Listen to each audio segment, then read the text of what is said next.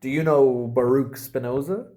His thinking definitely knows you. He was one of the first advocates for the separation of church and state and the critical analysis of religion. And much of that happens right here in his theological political treatise. Now, Spinoza, like many of his age, witnessed the great destruction caused by religious conflict in Europe, whether wars or persecutions. And he, in this book, takes up the task of trying to show why religion and politics ought not to mix, and why religion, in fact, concerns things that are more or less non-rational.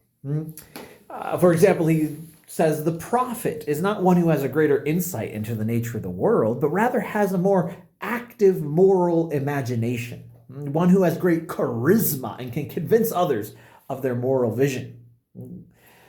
He points out that miracles or divine interventions in the world are more or less human superstition, mistaking natural cause because we can't understand it or couldn't understand it for something supernatural.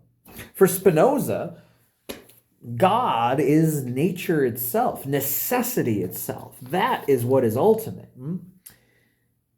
And so Spinoza lives on for us as a warning for what can happen when religion and politics mix. But he leaves us with another problem. Because if you were to separate religion and politics, a very difficult thing to do indeed, because we all have something we believe in that could be called religion. And we all must act politically. And our political priorities inevitably come from what we believe to be most important, i.e., religious concerns. When you separate the two, you end up creating a religion within the politics, what scholars refer to as a civil religion.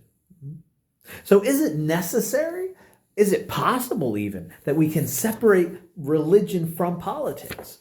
Or is it rather the case that we have to navigate the difference we have between you and me?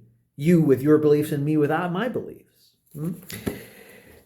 As he writes here, of those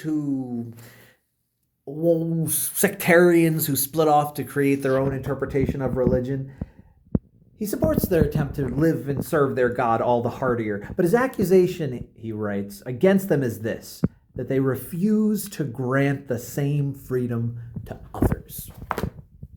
And so Spinoza remains an opportunity for you and I to think about what do we bring to ourselves while denying to others.